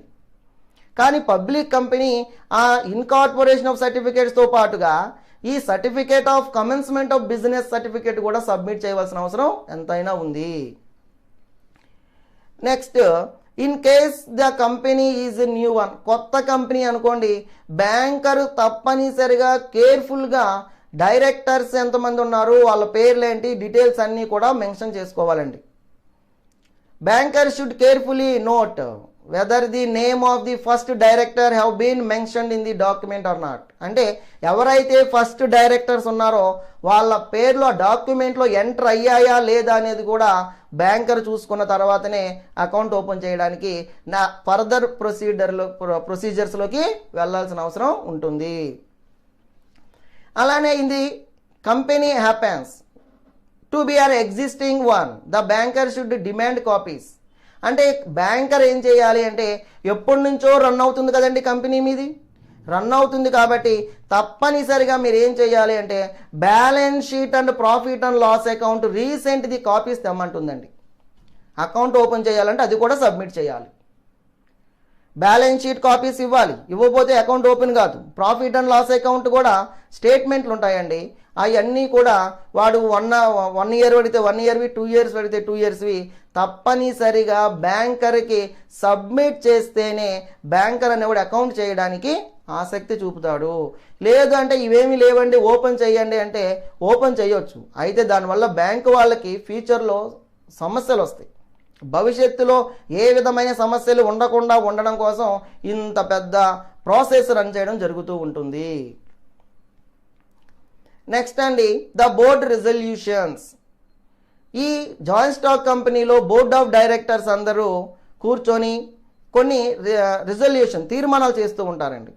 ఆ తీర్మానాలకు సంబంధించిన కాపీని కూడా ఈ బోర్డ్ ఆఫ్ డైరెక్టర్స్ బ్యాంకుకి అకౌంట్ ఓపెన్ చేసే టైంలో సబ్మిట్ చేయాలి. The first step in connection with the opening of bank account is taken by the board of directors. They pass A resolution authorizing the secretary to supply the necessary documents. అంటే తప్పనిసరిగా account open చేసేటప్పుడు ఏ రిజల్యూషన్లు pass చేశారో, ఏ తీర్మానాలు pass చేశారో అధికారికంగా ఆ తీర్మానాలకు సంబంధించి కూడా ఈ బ్యాంకులో సబ్మిట్ చేయాలి. నెక్స్ట్ అండి, the banker must be get certified copy of the resolution and scrutiny it. ఈ బోర్డ్ ఆఫ్ డైరెక్టర్స్ అందరూ కూర్చొని కొన్ని రిజల్యూషన్ని పాస్ చేసిన తర్వాత ఆ రిజల్యూషన్ కాపీస్ని బ్యాంకుకు పంపడం జరిగిద్దండి. పంపిన తర్వాత బ్యాంకు వారు దాన్ని స్క్రూట్నీ చేసుకోవాలి, పునఃపరిశీలన. వాళ్ళు ఏ ఏ తీర్మానాలు పంపించారు, అవి కరెక్టా కాదా, అవి నిజంగా జరుగుతున్నాయా లేదా, ఇలాంటివన్నీ కూడా క్లియర్గా ఉన్నాయా లేదా అన్నది స్క్రూటినైజ్ అంటారండి. పరిశీలన చేసుకోవాలి బ్యాంకు వారు. The resolution will state the names of the persons authorized to open or operate accounts. అంటే ఈ రిజల్యూషన్ వచ్చిన తరువాత ఎవరు బ్యాంక్ అకౌంట్ని ఓపెన్ చేయాలి, ఎవరు బ్యాంక్ అకౌంట్ని ఆపరేట్ చేయాలి, ఎవరు చెక్కుల మీద సంతకాలు పెట్టాలి, ఈ డీటెయిల్స్ అన్నీ కూడా ఈ బోర్డ్ ఆఫ్ డైరెక్టర్స్ ఈ రిజల్యూషన్లో చెప్పాలి. నెక్స్ట్ అండి మ్యాండేట్ అంటున్నాడండి. Along with the resolution the banker must call for a mandate for the company. The mandate must contain the following matters. తప్పనిసరిగా బ్యాంకర్ అనేవాళ్ళు కంపెనీని మ్యాండేట్గా వచ్చే ఇన్ఫర్మేషన్ ప్రొవైడ్ చేయాలి. అది ఏ ఇన్ఫర్మేషన్ ఇవ్వాలి అన్నది చూద్దాం. The names of persons who are authorized to operate the account and their specimen signature must be especially given. అంటే ఇక్కడ ఏ ఏ పేర్లు అయితే ఇచ్చారో వాళ్ళందరూ తప్పనిసరిగా బ్యాంకు దగ్గరకు వచ్చి వాళ్ళ సిగ్నేచర్స్ ఇవ్వాలి. అంటే ఎవరు బ్యాంక్ అకౌంట్ ఓపెన్ చేశారు, ఎవరు బ్యాంక్ అకౌంట్స్తో ఆపరేట్ చేస్తూ ఉంటారు, అలాగే చెక్కుల మీద సైన్స్ ఎవరు చేస్తూ ఉంటారు, ఇవన్నీ కూడా బ్యాంకు వారికి సబ్మిట్ చేయాలండి. ఫర్ ఎగ్జాంపుల్ ఒక కంపెనీలో ఒక 20 మంది డైరెక్టర్స్ ఉన్నారనుకోండి, 20 మంది చెక్కుల మీద సైన్లు చేస్తే బ్యాంక్ వాడు యాక్సెప్ట్ చేయడండి. అంటే ఎవరో ఒకరో ఇద్దరో ముగ్గురో వాళ్ళకి మాత్రమే పవర్స్ ఇవ్వాలండి, వాళ్ళకి మాత్రమే చెక్ పవర్ ఉంటుందండి, వాళ్ళు మాత్రమే బ్యాంక్ ఆపరేట్ చేయడానికి. అంతేగాని 20 మంది ఉన్నాం కాబట్టి 20 మంది డైలీ ఒకరైతే మంత్లీ ఇద్దరం, మంత్లీ 4 సంతకాలు చేస్తామంటే బ్యాంకు యాక్సెప్ట్ చెయ్యదు. The nature and extent of the powers delegated to the authorized persons. అంటే ఇక్కడ అధికారాలన్నీ ఎవరికి డెలిగేట్ చేస్తున్నారో, ఎవరికి ప్రదానం చేస్తున్నారో మనం చెప్పుకున్నాం. చెక్ బుక్ల మీద సంతకం ఎవరు చేయాలి, బ్యాంకు అకౌంట్స్ ఎవరు ఆపరేట్ చేయాలి, ఈ డీటెయిల్స్ అన్నీ కూడా ఆ బోర్డ్ ఆఫ్ డైరెక్టర్స్ వాళ్ళ రిజల్యూషన్లో వాళ్ళ తీర్మానాలు చేసేటప్పుడు ఇవి చాలా ముఖ్యంగా చేయవలసిన అవసరం ఉంటుంది. అలానే ఇవే కాకుండా కామన్ సీల్ ఏ డాక్యుమెంట్ల మీద వాడాలని కూడా వాళ్ళు డిసైడ్ చేసుకోవాలండి. తర్వాత generally the mandate provides that whenever there is a change the board of director. అంటే బోర్డ్ ఆఫ్ డైరెక్టర్స్లో ఎవరైనా మారితే వాళ్ళ డీటెయిల్స్ కూడా సబ్మిట్ చేయాలండి. Or in the post of the secretary the banker would be duly informed. అంటే అక్కడ secretary మారినా, మేనేజింగ్ డైరెక్టర్లు మారుతున్నా, బోర్డ్ ఆఫ్ డైరెక్టర్స్ మారినా, ఎవరు చేంజ్ అవుతూ ఉన్నా సరే తప్పనిసరిగా వాళ్ళు మారిన తరువాత బ్యాంకుకి ఇన్ఫర్మేషన్ పాస్ చేయాలండి. ఫర్ ఎగ్జాంపుల్ అప్పటి వరకు చెక్ బుక్కుల మీద సిగ్నేచర్ చేసిన వ్యక్తినే బోర్డ్ ఆఫ్ డైరెక్టర్ చేంజ్ చేసింది అనుకోండి, ఇలాంటప్పుడు ఎవరిని పంపిస్తున్నారో వాళ్ళ పేరుని బ్యాంకుకు పంపించాలి విత్ సిగ్నేచర్ అండ్ ఫోటో, వీటిని కలిపి బ్యాంకు వారికి పంపవలసిన అవసరం ఉంటుందండి. ఇవన్నీ ఇన్ఫార్మ్ చేసిన తర్వాత బ్యాంకు వారు ఫైనల్ చేసుకొని ఎవరినైతే డిలీట్ చేయాలో ఆ వ్యక్తిని డిలీట్ చేసి అతని స్థానంలో ఇతని పేరుని రాయడం జరుగుతూ ఉంది. నెక్స్ట్ అండి బారోయింగ్ పవర్స్, అప్పులు తీసుకునే అధికారం ఎలా ఉంటుంది. A prudent banker will look into the borrowing powers of company before lending money. అప్పులు ఇవ్వడానికంటే ముందు అప్పులు ఎలా చెల్లిస్తారు అని కంపెనీకి ఈ బ్యాంకులు అడగడానికి అవకాశం ఉంటుంది. This power is exercised by the board of directors. General articles of association of the company puts a limit on the borrowing powers. అయితే ఇక్కడ సాధారణంగా బోర్డ్ ఆఫ్ డైరెక్టర్స్ అనేవాళ్ళు కూర్చొని మాట్లాడుకొని ఈ బారోయింగ్ పవర్స్ ఎలా ఉండాలని చూసుకుంటారు. అయితే ఆర్టికల్స్ ఆఫ్ అసోసియేషన్లో క్లియర్గా ఎంతవరకు బారోయింగ్ పవర్స్ ఉంటాయి డైరెక్టర్కి, కంపెనీ పేరు మీద ఎంతవరకు అప్పులు తెచ్చుకోవాలి అన్నది కూడా ఈ ఆర్టికల్స్ ఆఫ్ అసోసియేషన్లో లిమిట్ ఉంటుందండి. ఆ లిమిట్ను దాటి డైరెక్టర్స్ వాళ్ళ పవర్స్ని వాడడానికి వీలు లేదు. నెక్స్ట్ అండి ద పర్పస్ ఆఫ్ లోన్. అయితే if the money borrowed for the purpose of the company business is misappropriated for the different purposes. అయితే ఇక్కడ బ్యాంకు నుంచి అప్పులు తెచ్చుకునేటప్పుడు తెచ్చిన అప్పులను మిస్అప్రోప్రియేషన్ తప్పుడు లెక్కలుగా చూపించకూడదు. మెమోరాండంలో ఏదైతే చెప్పుకున్నారో దాని ప్రకారమే లోన్స్ తెచ్చుకోవాలి. ప్లస్ అవి కూడా జాగ్రత్తగా ఖర్చు చేయవలసిన అవసరం ఈ డైరెక్టర్స్కి ఉంటుంది. అయితే ఇక్కడ బ్యాంక్ అనేది అప్పు ఇచ్చేసి నేను లైబుల్ బ్యాంక్ అంటే కుదరదండి. ఫర్ ఎగ్జాంపుల్ బ్యాంక్ దగ్గర నుంచి వీళ్ళు 20 lakhs లోన్ తెచ్చుకున్నారండి. They are not shareholders అండి. అంటే ఈ మెమోరాండం ప్రకారం బ్యాంకు వాళ్ళు లోన్ ఇచ్చినప్పుడు ఈ అప్పు మొత్తం బ్యాంకు వారు కంపెనీ నుంచి రాబట్టుకోవచ్చండి. అదే షేర్ హోల్డర్స్ ఉన్నారనుకోండి, వాళ్ళు లైబుల్ బాధ్యులు అవుతారు. ఎందుకంటే వాళ్ళు ఫర్ ఎగ్జాంపుల్ 100 రూపాయలు షేర్ కొన్నారనుకోండి కంపెనీలో, కంపెనీకి నష్టం వచ్చిందండి. కంపెనీకి నష్టం వచ్చేటప్పుడు వీళ్ళు ఆల్రెడీ 90 రూపాయలు చెల్లించేశాడు, 100 రూపీస్లో 90 రూపీస్ పే చేశాడు. ఇప్పుడు కంపెనీ నష్టాలు పాలైపోయినా కానీ ఈ షేర్ హోల్డర్ అనేవాడు ఏం చేయాలంటే మిగిలిన 10 రూపాయలు కూడా కంపెనీకి పే చేయాల్సిన అవసరం ఉంటుంది. కానీ బ్యాంకు వాడు అలా అలాగా రిస్క్ని బేర్ చేయవలసిన అవసరం లేదు. తర్వాత registration of charges. Company registration చేసేటప్పుడే కంపెనీ అసెట్స్ మీద ఛార్జ్ చేయడం జరుగుతూ ఉంటుందండి. When a banker creates a charge on the assets of the company, he must register it immediately. Otherwise, a charge created later but registered earlier will get a preference over the previous charges.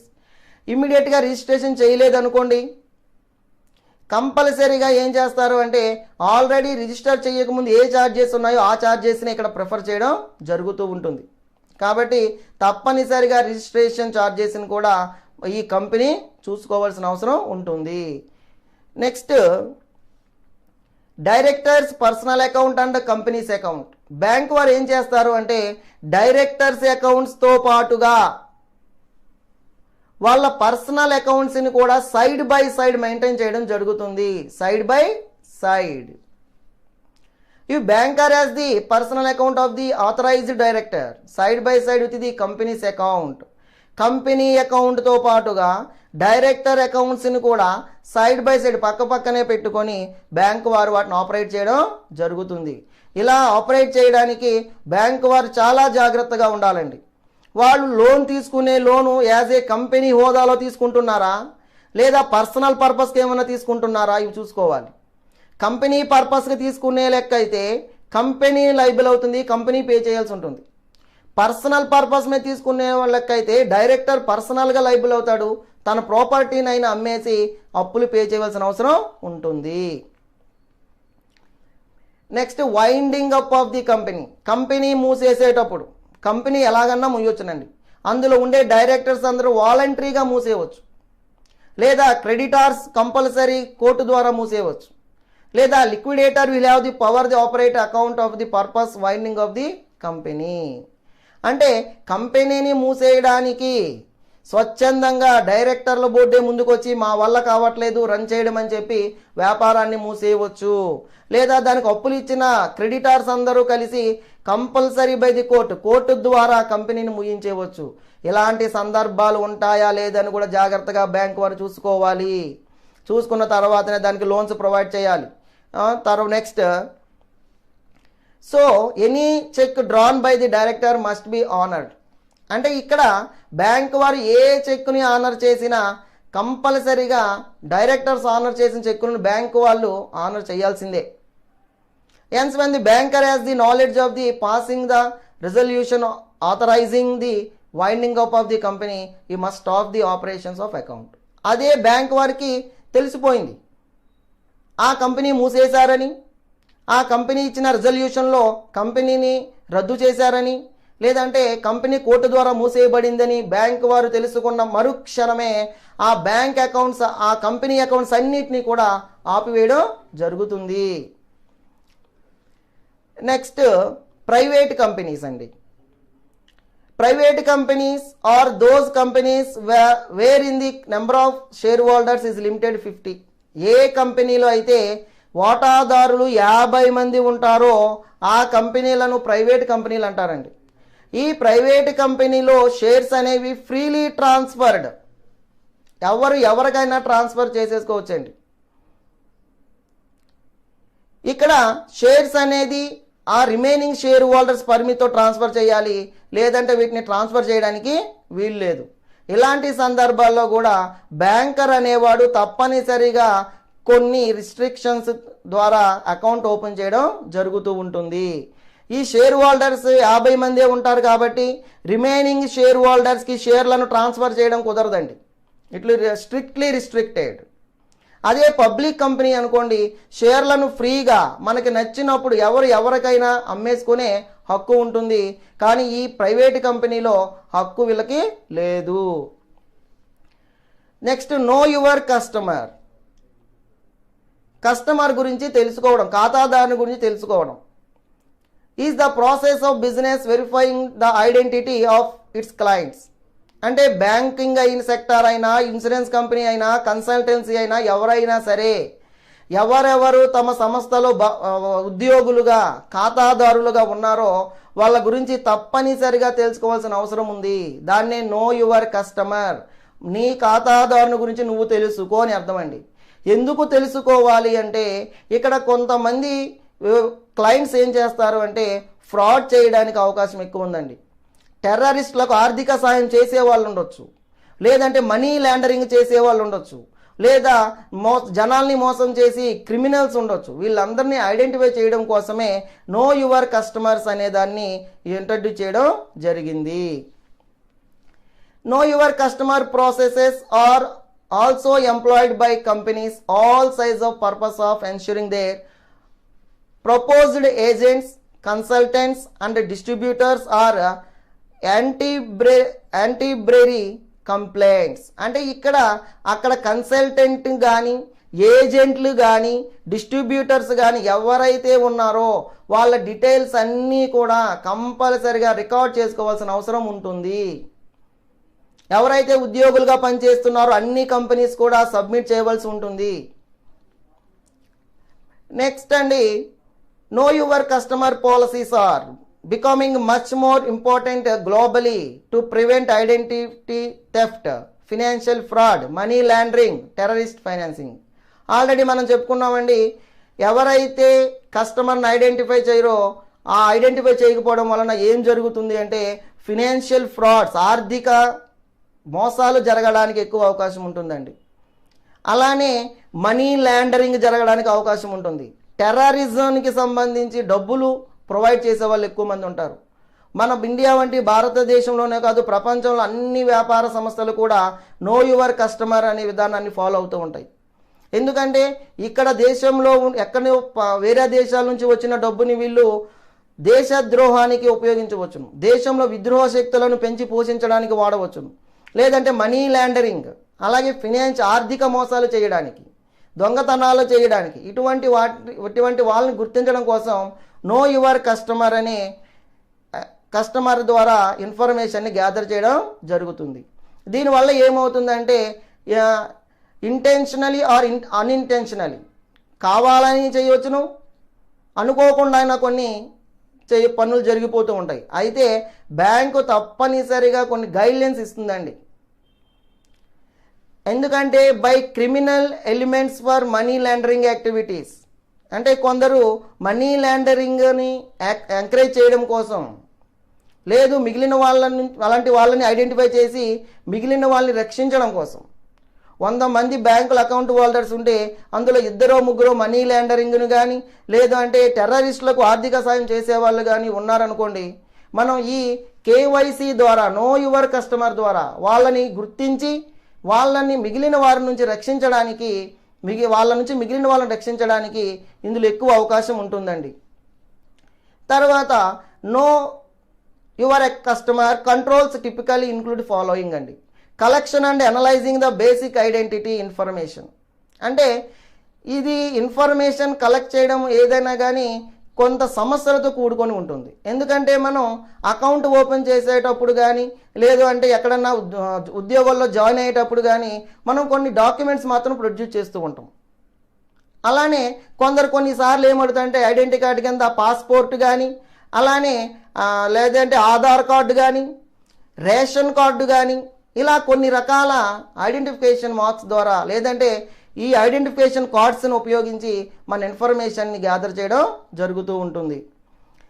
Next అండి, name matching against list known as parties such as political exposed persons. అంటే కొన్నిసార్లు పేర్లు match అవుతూ ఉంటాయి. Match అవ్వాలి అంటే మనం ఇందాక చెప్పిన డాక్యుమెంట్స్ని ప్రొడ్యూస్ చేయవలసి ఉంటుంది. Determination of the customer's risk in the terms of propensity to commit money laundering, terrorist finance and identify theft. అంటే ఎవరైతే కొన్ని రకాల మోసాలు చేయడానికి, దేశంలో టెర్రరిస్టును పెంచడానికి కానీ, దేశంలో మోసాలు చేయడానికి కానీ, మనీ లాండరింగ్ చేయడానికి కానీ కొన్ని రకాల సంఘ విద్రోహ శక్తులు కూడా ఈ విధానంలోకి వస్తూ ఉంటారు. కాబట్టి వాళ్ళ నుంచి దేశాన్ని రక్షించడం కోసమే ఈ రూల్స్ని తీసుకురావడం జరుగుతుంది. Laws by country. ఇండియాలో ఈ కేవైసీ గురించి ఏం చెప్తారు అంటే Reserve Bank of India introduced KYC guidelines. భారతదేశంలో రిజర్వ్ బ్యాంకు కేవైసీ గురించి కొన్ని గైడ్లైన్స్ని తీసుకురావడం జరిగిందండి. For all banks in 2002, in 2004 RBI directed all banks to ensure that they are fully compliant with the KYC. అంటే నో యువర్ కస్టమర్, మీ బ్యాంకులలో ఎవరెవరు ఖాతాదారులుగా ఉన్నారో వాళ్ళ డీటెయిల్స్ అన్నీ కూడా సబ్మిట్ చేయమనొచ్చును రిజర్వ్ బ్యాంకు, వాళ్ళ గురించి కంప్లీట్ డీటెయిల్స్ తెలుసుకోవడానికి. అంటే కొన్ని గైడ్లైన్స్ ఇస్తుందండి. ఫర్ ఎగ్జాంపుల్, ఒక వ్యక్తి రోజుకి 10,000 రూపాయలు బ్యాంకులో డిపాజిట్ చేస్తే ఆ వ్యక్తిని అనుమానించవచ్చండి. లేదు అంటే ఒక వ్యక్తి నెలలో 1,00,000 రూపాయలు విత్డ్రా చేస్తే ఇలాంటి సందర్భం 1,00,000 రూపాయలు ఎక్కడి నుంచి వచ్చినాయి, వీడు జెన్యున్గా వచ్చిన ఇన్కమా, లేదు అంటే ఈ టెర్రరిస్టులు ప్రోత్సహించడానికి వచ్చిన ఇన్కమా, లేదా మనీ లాండరింగ్ ద్వారా వచ్చిన ఇన్కమా, ఏ పర్పస్కి ఇన్కమ్ వచ్చిందో కూడా నో యువర్ కస్టమర్ అకౌంట్ ద్వారా మనం తెలుసుకోవచ్చును. నెక్స్ట్ అండి, సిచ్యువేషన్స్ వెన్ కేవైసీ రిక్వైర్డ్. అంటే కేవైసీ ఎప్పుడు రిక్వైర్ అయ్యిద్ది, మిగిలిన అందరినీ అడగడానికి వీలు లేదండి. అయితే ఎవరైతే బ్యాంకుల అకౌంట్ ఓపెన్ చేస్తారో వాళ్ళని మాత్రమే అడగగలం మనం. ఎవరైతే క్రెడిట్ కార్డుకో, డెబిట్ కార్డుకో, స్మార్ట్ కార్డుకో అప్లై చేస్తారో వాళ్ళని మాత్రమే అడగగలం. అంటే మిగిలిన వాళ్ళందరూ ఇన్ఫర్మేషన్ మన దగ్గర ఉంచుకోవడానికి అవకాశం లేదు. While opening an account in bank, బ్యాంకులో అకౌంట్ ఓపెన్ చేసేటప్పుడు మన ఫొటోస్ ఇమ్మంటారు. అలానే ఆధార్ కార్డు కానీ, అలానే ఓటర్ ఐడి కార్డు కానీ, అలాగే రేషన్ కార్డు కానీ, ఇలా రకరకాల కార్డులు అడగడానికి అవకాశం ఉంటుంది. అంటే కస్టమర్ గురించి తెలుసుకోవడానికి ఇక్కడ ఎక్కువ అవకాశం ఉంటుంది. While applying for credit card or loan, credit కార్డుకి అప్లై చేసినప్పుడు కూడా ఈ డీటెయిల్స్ అన్ని మనం ప్రొడ్యూస్ చేయవలసి ఉంటుంది. Next, while opening the subsequent account, ఒక బ్యాంకులో ఒక అకౌంట్ ఓపెన్ చేసి మరో బ్యాంకులో మరో అకౌంట్ని ఓపెన్ చేయవలసి వచ్చినప్పుడు కూడా మనం ఆ బ్యాంకులో ఏవైతే ప్రొడ్యూస్ చేసామో అన్ని పాన్ కార్డ్ అని, ఆధార్ కార్డ్ అని, రేషన్ కార్డ్ అని ఇవి కూడా ఇక్కడ కూడా సబ్మిట్ చేయాలి. లాకర్ ఫెసిలిటీ సబ్మిట్ చేసేటప్పుడు కూడా ఇన్ఫర్మేషన్ ప్రొవైడ్ చేయాలి. When there are no in of the document with the bank existing account. అంటే ఏ విధమైన డాక్యుమెంట్లు అవసరం లేనప్పుడు ఆల్రెడీ పాత అకౌంట్ని బేస్ చేసుకొని ఆ అకౌంట్లో ఉండే వాటిని కూడా తీసుకొని వాడవచ్చును. When there are changes in the signatories, beneficiaries, owners etcetera. సంతకాలు మార్చాల్సి వచ్చినప్పుడైనా, బెనిఫిషియల్ ఓనర్స్ అంటే నామినీ పర్సన్స్ని మార్చవలసి వచ్చినప్పుడు కూడా ఇది కొన్ని ఆధారాల రూపంలో తీసుకొని కస్టమర్ గురించి కంప్లీట్గా తెలుసుకోవడానికి ఎక్కువ అవకాశం ఉంటుంది.